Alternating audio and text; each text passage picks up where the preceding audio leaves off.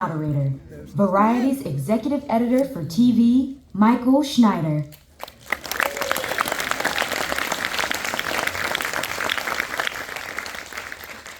Got a little dance party going on for you guys. Warming up the crowd, and we're excited to show you the paper. You were the first audience, I think, anywhere to actually watch it, so yeah. Give yourselves a hand for being lucky sons of bitches. So we have the stars of the show to bring out right now and talk about how this all came together. So without further ado, let's bring them out. First up, Alex Edelman.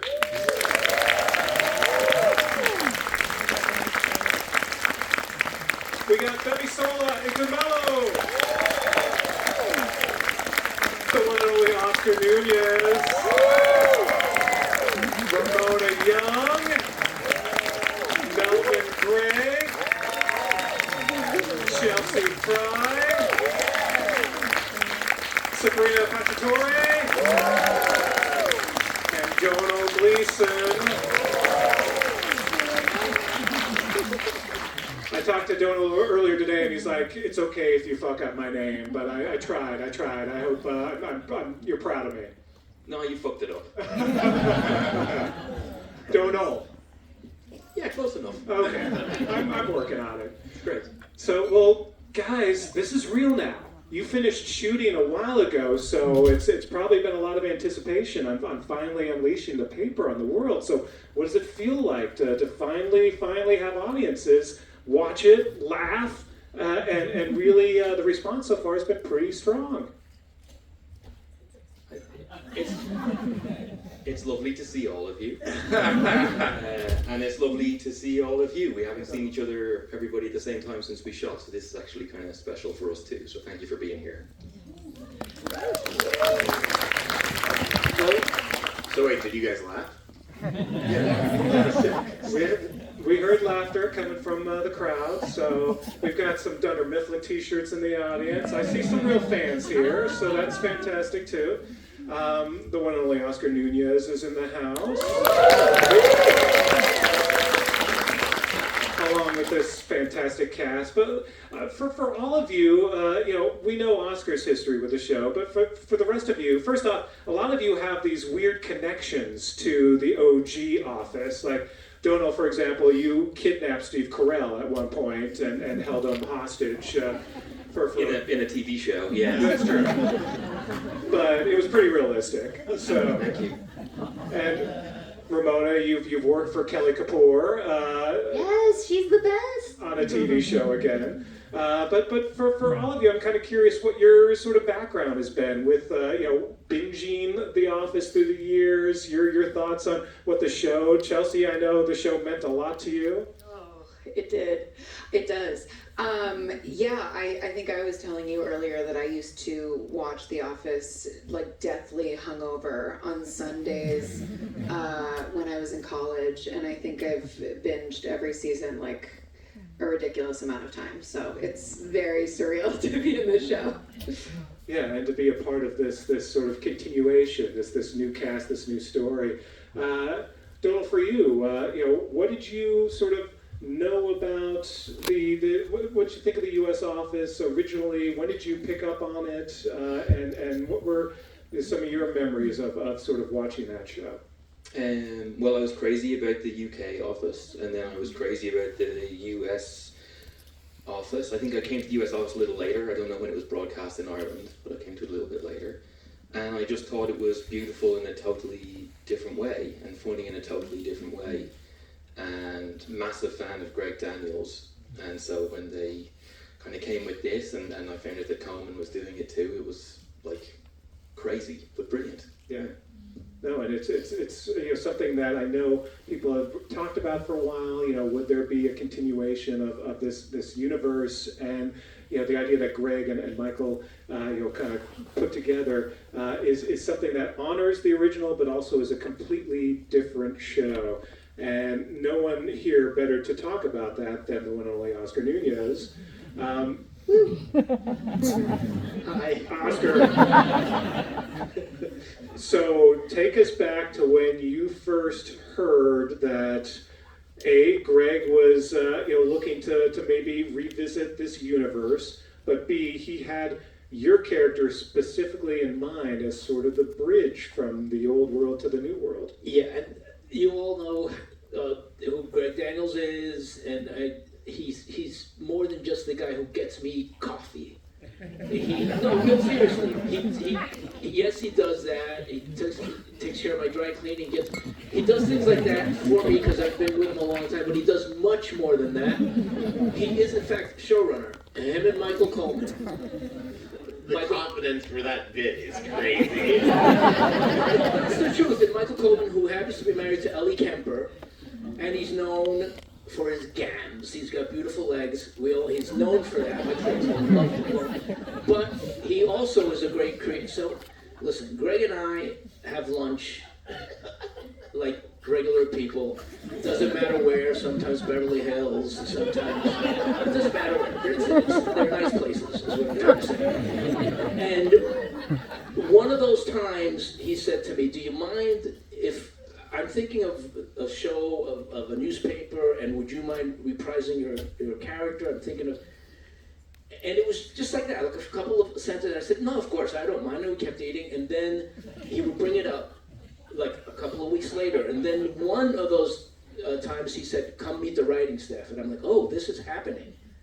And met the writing staff, and Greg Daniels likes to walk and talk, and we were walking, and he started talking more about the show, and he said, "We're thinking of casting people, and we have Alex Edelman, this guy out," and I'm like, "Alex, the guy who did Just for Us?" And he's like, "Yeah," and I'm like, "Oh shit," and he's like, "Yeah, we got him." I'm like, okay, that guy's funny."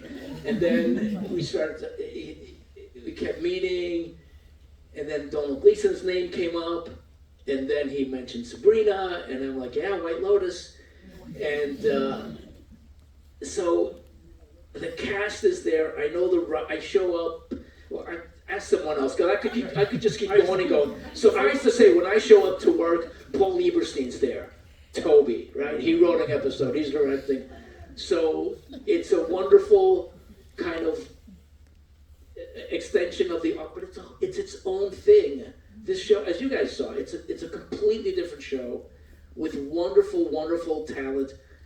Donald Gleason, not too shabby. Seriously, my wife made me watch the episodes. I didn't want to, but she's like, "You have to watch them because you're going to go do this Q&A." And I crammed them in the last couple of days. And my 12-year-old, a couple of things happened. Every time Sabrina would walk onto the screen, my 12-year-old would laugh so hard that she would fart. And my wife and I, she really looked at it closely. She goes, "Some of those scenes with Donald and Chelsea, I want to say, is that?" Yeah. Some of those scenes, they were difficult scenes to do, but these guys were so talented, and so, I mean, it's just so talented that they pulled them off. So, I mean, it's a standalone show, nothing to do with it. It's a wonderful show. I think people should watch it. I wish I could. That's it. I wish I could remember what I actually asked Oscar now. I don't recall what I asked you, but that was a great answer to whatever I asked you. So, and I love also that you were playing so hard to get with Greg. Like you required like superstars on this cast before you would commit. People say, "Hey, what did you think of that script? What made you do that?" As if I have a choice to say no to work. I'll do anything, unless it's porn, unless it's horrible. Like, unless it's, I'm not going to do Christian stuff. So if it's a Christian porn, if it's Catholic porn, or Christian, I'm not doing it. Other than that, I'm doing it. If the paycheck is, I'll do it. What about Jewish porn? What about just two people sitting at the table looking at each other? And one guy's like, "How about?" And the wife is like, "No," and then it ends. So yeah. And Oscar, is your agent here tonight? Does anyone have any pitches for them? Sabrina. Yes. Tell us. Hi, hello. I mean, you mentioned Sabrina, of course, in White Lotus. Just stole like that season. Every scene you were in, you were fantastic. And Thank you. yeah. Can I say because I'm here, I really want to thank you guys with all my heart, because I have a SAG award in Rome in my apartment because of the SAG ensemble award that we got, and so this is a great occasion to say thank you. That was. Everybody, my friends are leaving. Lucy and Stella, say bye to everyone. They're from Texas, and they're failing, they're bored, and they're leaving. Leave, get the hell out of here. Bye, talk to you tomorrow. Bye. Oscar, what is happening? What is happening here? I know Lucy since the Groundlings, 35 years, and I invited her when she came with her daughter Stella, who just got into USC. But they double booked, so they had to leave. They were going to go to Dan Tanner's to have dinner. You know what? I swore I was going to stop doing cocaine, and I did some tonight, ladies and gentlemen. And here we go. Okay, I'm going to stop talking. Go. Oscar really wants that spin-off. He really wants that. He's pushing for that spin-off. So Sabrina, what did you sort of know about The Office? How much did you watch over the years, or when this opportunity came? What was your relationship with the franchise? So I had no relationship with the show because I hadn't seen it before. And so when my agent called me I was entering in a plane coming from Cape Town to Rome to Italy. And she called me, she said, "Did you read the email? It's time sensitive." And I said, "I can't, I'm almost flying." She said, "You have to read it now." And I read it, and it was The Office. And I heard that it was a legendary show. I heard it was legendary, but I hadn't seen it. So, because I only had 24 hours to get ready for this audition, 11 pages of monologues in English, which I don't know if you can see, it's not my first language.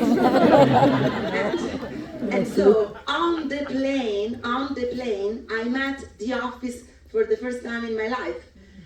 And I watched these episodes, I thought, this is a very weird show. Very weird. I didn't get it right away at first. It was, I thought, is this serious or is this funny? And it was so real, so believable. So I didn't understand if it was a documentary with crazy people, funny, but also weird. So I thought, no, this is not my cup of tea. I'm not able to do this. It's impossible. I can't get this role. It's just impossible. And then I arrived home and I had to do the audition. And I didn't want to do a bad figure. And I was feeling so in awe. And after watching the show, so I thought, because I was in South Africa, I thought, I'm an animal in the savannah. I'm not an actress. Like, the only way to be able to do the audition was, because for 8 days I was by myself in the savannah, and I understood that I was an animal, like a little wild animal. So I thought, a little wild animal is not scared about audition. A little wild animal doesn't give a fuck about The Office. A little wild animal doesn't care if Greg Daniels like the animal or not. So I think that I'm just a wild animal and that's it. So I started the audition on Zoom from Rome to LA, and these 5 huge luggages, much taller than me, they were looking at me because I couldn't even touch the luggages. Anyway, this is another thing I have to shut up. so there was Greg Daniels, Michael Common, then there were the producers of The Office, Peacock, NBC, the casting director. I was fucked. So I thought, I'm a wild animal. I started the audition. I had learned the lines, I think. I started with the lines, and then suddenly, black. Everything was so black, like I couldn't remember not even one line. And I thought, okay, I just keep talking because I feel that Esmeralda will talk a lot. And so I said a lot of bullshit, so many bullshit. And then for 40 minutes, I didn't hear any sound. I thought, oh my God, I'm done. And then suddenly, they all appeared. Like they said, Sabrina, we had muted ourselves. you were so funny, that was so good. And I thought, really? Thank you so much, I can't believe it. They said, can you do the audition in 2 days now, like with the memory? So I had to do everything from the beginning, after 2 days, you know? So, but now I'm here, and this is a miracle.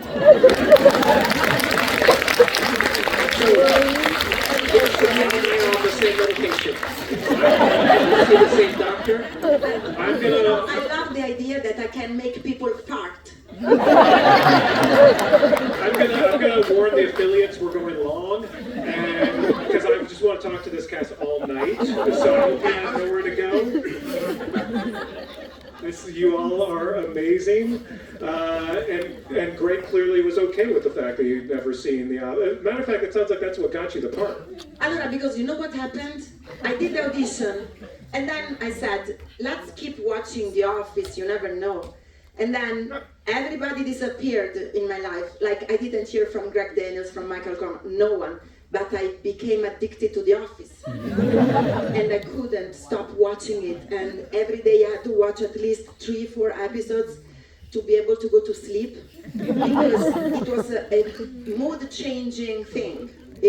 And I needed it. I needed it. And then that I thought, Alex, what's happening?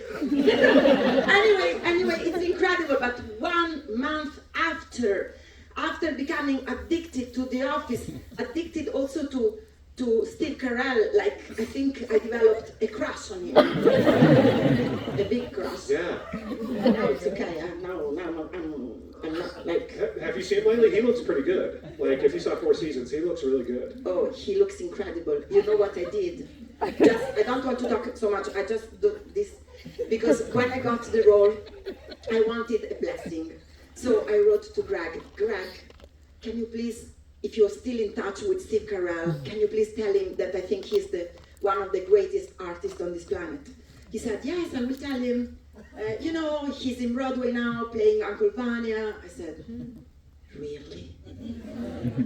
And so in that moment I thought, I have to go to New York. And so I bought the ticket. I went to New York. I bought the ticket to go to see Uncle Vanya. Very expensive tickets, very expensive. And I went on Broadway. I went to see the show. I saw the show with him. I couldn't believe it. And then I went to the green room to say hi. And he was the sweetest. You can't imagine. He was hugging me. And then he said, you're going to be great, you're going to love it, you're going to have so much fun, you're going to love Greg. Greg is a genius, he will make you feel so good. And I felt so blessed that I felt a bit better after that. And then... Yeah, I don't know, I was joking that you kidnapped Steve Carell. I think Sabrina may actually. That's true! I'm a little concerned. I'm concerned too. Yeah. But that's all amazing. And you know what's so funny about binging The Office? I think I bet a bunch of you have binged The Office like 5-6 times by now. Oh yeah, I see a lot of head shaking. That's just to show that, and you're going to be able to binge the paper as well when it comes out on the 4th. Yeah. So let's talk more about just being cast. So Donal, this idea of becoming Ned, of sort of being the focal point of this new series. What appealed to you about this character, and what made you want to be a part of this world? I wanted to be a part of it because Greg and Michael had written it, and because it was about journalism, and they care about it. And even though the journalists in this show are not good journalists, they're trying. They're trying, and I think there's something good to be said about that. It felt like a noble pursuit. So that felt good. And then I also really wanted to be part of a great ensemble in comedy, and I know that Greg is particularly brilliant at building that. And as we all got to spend time together and looking down the line, I think all these actors did an amazing job, and as it goes along, and you get to know their characters, I think I fell in love with our ensemble as we went through, and I think people will as well, and I think we should hear from some of them now. I think we should talk to some of them. Exactly. I will say, and Chelsea, we should talk about Mare, because in some ways she's the first to really see the spark in Ned's eyes on what this could be. She's a burned out journalist and sort of has given up a little bit of the spirit, but this is the first time that she's kind of felt alive again, and that's sort of what's fun in seeing, in those early episodes. She kind of gets it, and it's fun to see that relationship progress between Ned and Mare. But also, what do you make of your character, and how there's, for the first time in a while, some life in her again? Yeah, it was so fun to play, and I think it's really nice to see how her character kind of almost immediately changes with Ned coming in, and the cynicism she kind of had, and him being this foil to her with his optimism, and it made for a lot of fun to be had with our characters, because I think we both kind of want the exact same thing but go about it in completely different ways. And yeah, it was very fun to play. Yeah, and I love you mentioned earlier that your Nana was actually a journalist herself, so in some ways this is kind of paying a little tribute. She was. My mom is here, and it was her mom. And yeah, she worked for, I'm from Andover, Massachusetts. She worked for the Andover Townsman her entire life. And, I remember when I was in the school play, she'd be like, I got you in the paper. And it was very, very exciting, very famous. But no, when I started auditioning for I can't even say that because we didn't even know it was about a paper yet, but once I found out, I was just so excited. And then to get to actually research journalism and meet with local journalists, it was a very full circle for our family. Yeah, no, it's and you all put in the work too. I should mention that Donald actually went to Ohio, and you say that like it's a really tough thing to do. He actually went to Ohio. Well, I'll say this: it was very embarrassing because I went into the writer's room. And I had 3 notes on who Mare was. I was like, oh my god, I'm coming in so prepared to meet the writers. And they were like, oh, have you met Donald yet? I was like, no, where is he? And they're like, oh, he's in Ohio actually meeting with journalists. And I was like, well, okay. He went up early on. That was his Sabrina. That was his safari. He's sort of discovered. I'm an animal. Yeah. In Ohio. She went down. Well, Melvin, tell us a little bit about it. I love that you're wearing the Truth Teller hat. You're repping. Very nice. Talk a little bit about what this means for you and to join this ensemble. I mean, this has got to be just sort of a great moment. Yeah, I'm very happy to be a part of it. I'm very happy to be a part of this cast. It's a very funny cast, as you all can see. But yeah, a lot of the roles that I did prior to this one, they had a lot of things in common. So I kind of made a checklist at the top of the year of the type of things I want to find in my next role. And this checked a lot of the boxes. So when it came, it just kind of felt right. And I've been in love with the format, the mockumentary format, for a while. So it just made sense. Yeah, it's actually interesting because Oscar, obviously you know well how that mockumentary format works, looking at the camera, when not to, sort of playing with that. What was that like for the rest of you? Anyone sort of, was that a learning process? How did you get used to the idea of sometimes you have to have that look, that sort of eye roll look in the camera? Sometimes you have to be frustrated with the camera. The camera is suddenly a character, these documentarians. Donna, what was that like for you to kind of learn that process? It's just another character in the room. I think as we went through the process, one of the great things was the directors who just got us all to really look to each other, listen to each other, and be in tune with each other. And the cameras are part of that dynamic. It being viewed while you're listening, while you're embarrassing yourself, all that sort of stuff. Our 2 camera operators did an amazing job, and they're just part of the cast as well, I think, is how it felt generally. So we had to learn that together, and I think as the season goes along, it just grows and grows, which I think is kind of cool. Yeah, for me, I found it really difficult at first, that sort of letting the camera in. It wasn't until I got my first talking head moment where I got to sort of sit there and just talk to it and engage sort of face to face, that I went, oh, okay, yeah, I can do this. I can look into the camera and not die. So. Yeah, I'm curious for Bemisol and Alex, since both of you are also writers on the show, how did you learn to kind of incorporate that and write those spots? It was interesting from a writer's perspective because sometimes, you know, Greg is very big on the logic of the cameras as well. Because sometimes you watch a mockumentary style show and the camera's like right here, and the character's like, "I'm cheating on my wife," and you're like, you wouldn't say that with a camera right here. And so if you'll notice there is logic to where the cameras are and how open the characters are to disclosing things. And if they have to say something that's a little bit of a secret, there'll be like a bit of a spy shot. And so writing that was really like, I remember I turned in a scene and Greg was like, "Would Oscar say that with a camera right there?" I'm like, "No, he would not." Right? Does Oscar like the cameras at this point in the season? I'm like, "No, he does not." And so it was a really interesting learning curve from a writer's perspective as well. But it's a lot of fun. It also, getting to see this really talented cast from the best seat in the house. You'd write a scene and then you'd watch a character spike the lens. And you're like, "Oh, that's gonna be really fucking funny." Oh, pardon. But it's gonna be really freaking funny watching everybody like find jokes where you hadn't even anticipated they would. It was really kind of beautiful. You're on streaming. You can say "fucking" if you want. Yeah, okay, it's really fucking funny. Hey, what's The Office? I've never heard of the show. It's I just know him from the State Farm commercial. It's very strong. For the both of you too, The Office obviously had a strong sort of history of writer-performers. And what's that like for the two of you to kind of continue that and straddle both? Maybe so for you, what did that mean for you? I mean, I love it. I think I get a little bit of a cheat code because I get to sort of spend more time with the character than everyone else. So I'm supposed to come in and feel a little bit more like, "Oh yeah, I know what I'm doing with this character."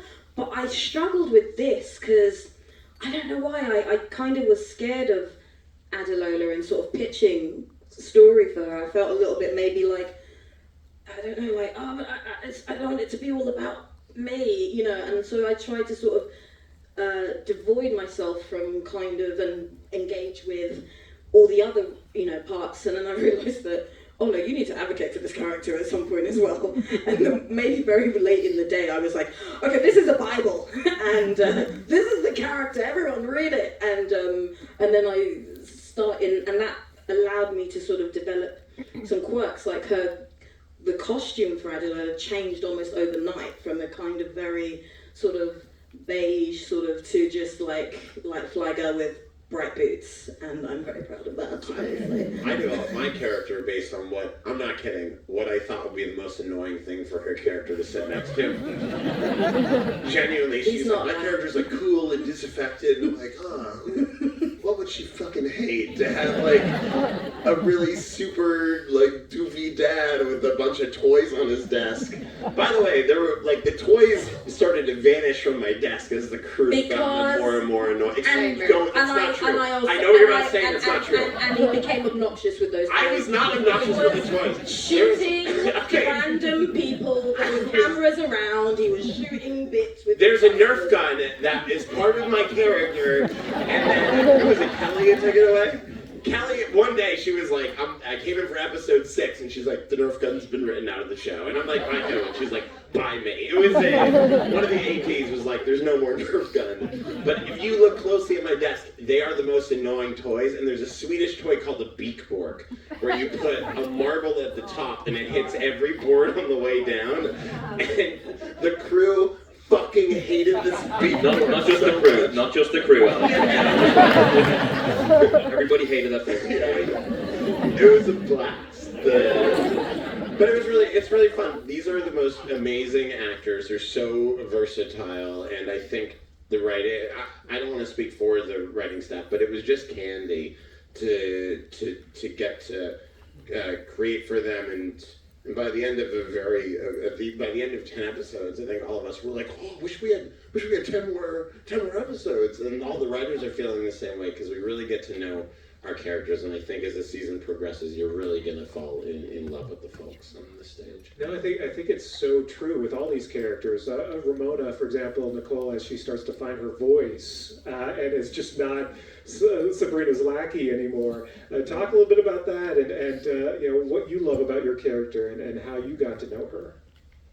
I was really excited to start playing Nicole. I've played a lot of like bigger than life characters, and I feel like Nicole is probably someone who I relate to personally the most. And I don't know, I thought it was really special because it was an opportunity for me to let the guard down and to be vulnerable and authentic and really just like authentically respond. So it's a great opportunity. Yeah, and the other thing, of course, that we see is the chemistry that's brewing. Not just like romantic chemistry, but also friendship chemistries. Talking about the two of you annoying each other. But then, there's also, Ramona and Melvin. There's some chemistry going on with your characters. What's that been like to kind of explore that? What can you say? Greg is not here. You can say. Nah, I thought it was cool. I was excited to embark upon that journey. I feel like when you have when you have someone you're interested in as a character, there's more of a dynamic to play it as an actor, because it's not just about you, it's about somebody else. So you have to nurture that relationship. And I think we all had the privilege of kind of helping to write our characters, because when they came to us, there was no breakdown of who the character was. It was just a script. So we had to figure out who this person was based on the script. And a lot of who I based Detrick on was someone who was in love with Nicole. So it played a big part into who he is. Yeah, no, it's fun to see all of these. Then, of course, there's that Ned and Mare question. There's chemistry there, so... There is not, no. Just shut that down right now. Shit. Yeah. There's a NBCU sniper on you right now. I think it's cool. I think it's cool. I think when Ned arrives, his main romance is sort of with the paper. That's all he can see, and is the only person he can rely on is Mare. And she's better at her job than he is at his. He just doesn't know it. And I think that's a cool place to start. It's like a relationship of equals, while also being a boss and an employee. It's sort of like an interesting mix of the two things. Yeah, they're very, very different. I mean, it's hard to see, why they kind of band together, other than the fact that they both just love the idea of this paper. So I don't want to give anything away as the season goes on, but it's fun to see them kind of embark on making this paper better, and her growing and how that changes their dynamic as she grows into herself more as a journalist, and also just how much he annoys her because he's such a nerd. The character, not as you. It just led to like a lot of fun to be had, I would say. Yeah, and then of course there's also the fun of Esmeralda sort of sticking her finger in things, and that's the kind of antagonist that we didn't really have on The Office. This is sort of a fresh take on things on the paper, and that's one thing that makes the show really original. Is Sabrina comes along and she ain't having it, and she's crafty, that one. I'm very different from Esmeralda, and I promise, I swear. Like, to me, I'm so transparent and I'm so direct because I'm a wild animal that it's very hard. I have issues because of too much transparency and too much wildness. I say what I think, and to me it took really a big effort to understand how someone could be so manipulative and so sneaky and do the worst things in that horrible way. I thought, she's a monster, she's a bad monster, and how can I make her likable? So I thought the only way, I had this intuition, I saw the bird, like another animal, but this is Tweety, you know. Mi è sembrato di vedere un gatto. That was in Italy. So I thought, Tweety, he is so nasty, he's a monster, he's horrible, but he does that just to survive. Huh? Sorry? Tweety Bird from Sylvester. Tweety Bird, yes. What he does to Sylvester. Now, as a child, I was terrified by Tweety. He was terrifying. And this little bird, and I am very little, but I can be terrifying if I want. And I thought, that's the thing. She does what she does to survive.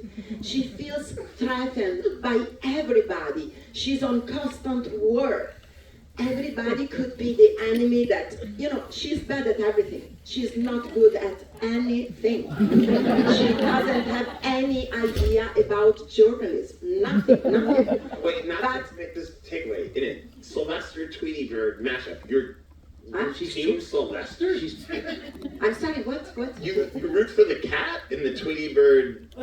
No, shouldn't I? No, she's saying that Tweety Bird does the evil things that he does, which are sometimes a bit because he doesn't want to be eaten by the cat. Exactly. Okay, all right. Exactly. But that makes Exactly.